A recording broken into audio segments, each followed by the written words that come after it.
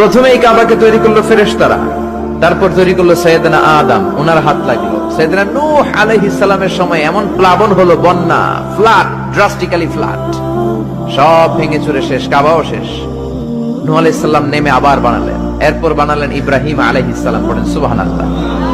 আল্লাহ একটা ফ্রেম দিলেন, ইব্রাহিম এতটুকু উঁচু করবা আমার ঘরটাকে, এতটুকু প্রশস্ত করবা, এতটুকু লম্বা করবা। কিন্তু উনি তো এত লম্বা না, এত লম্বা করবে কেমনে? নাগাল পায় না, বানানোর পরে দাঁড়িয়ে আছে, আর উপরের দিকে উঠতে পারে না। আল্লাহ বললেন, don't worry about it, I am sending a beautiful stone from paradise. আমি জান্নাত থেকে একটা স্পেশাল পাথর পাঠিয়ে দিচ্ছি ইব্রাহিম, ওইটার উপরে দাঁড়াও, উপরে উঠতে মন চাইলে উঠে যাবে, নিচে নামতে মন চাইলে নেমে যাবে।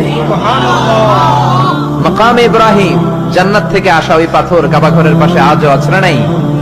উনি দাঁড়ালেন, উপরে ওঠা দরকার উঠে যেত অটোমেটিক, নিচে নামা দরকার নেমে যেত।